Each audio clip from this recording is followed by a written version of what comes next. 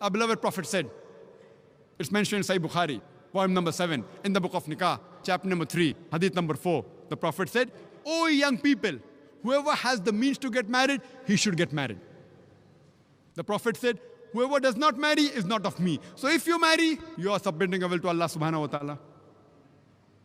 The Quran says in Surah Nisa, chapter number 4, verse number 19, that treat your wife with the footing of equity and kindness, even if you dislike her. The Quran says you have to love and be kind to your wife, even if you dislike her. You have to be just to her. So if you love your wife, you are submitting your will to Allah subhanahu wa ta'ala, you are submitting your will to Almighty God.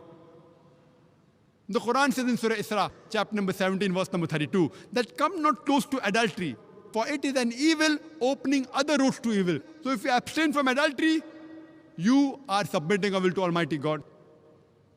In Islam, we have a system of modesty, which is the same in Christianity.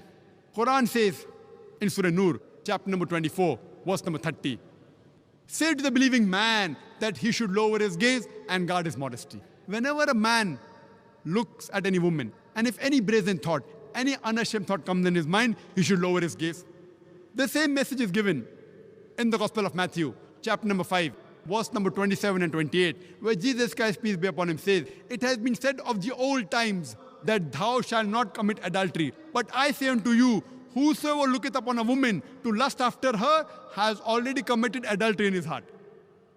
The same as the Quran says that lower your gaze, Jesus Christ, peace be upon him, says that anyone who looketh upon a woman to lust after her has already committed adultery in his heart. The next verse, Surah Nur, chapter number 24, verse number 31 says, say to the believing woman that she should lower her gaze and guard her modesty, and display not a beauty except what appears ordinary of, and to draw her veil, a head covering, over the bosom, and display not a beauty except in front of her father, her husband, her sons, and a big list of mahram, the close relatives who she can't marry, is given. There are basically 6 criteria for hijab given in the Quran and the Sahih Hadith. The first is the extent, which differs between the man and the woman. For the man, it's from the navel to the knee. For the woman, the complete body should be covered. The only part that can be seen are the face and hands up to the wrist. The remaining 5 criteria are the same for the man and the woman.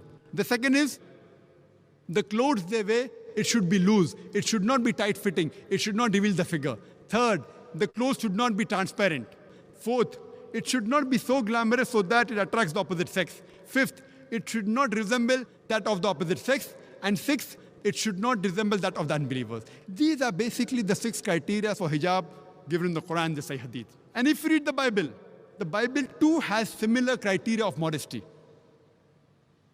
It's mentioned in the book of Deuteronomy, chapter number 22, verse number 5, that the woman shall not wear clothes that which pertain to a man, and neither shall man wear the garments of the woman. Anyone who does so is an abomination to their God. That means wearing clothes of the opposite sex is even prohibited in the Bible. It's mentioned in the 1 Timothy, chapter number 2, verse number 9, that the woman should be dressed up with modesty and shamefacedness and with sobriety.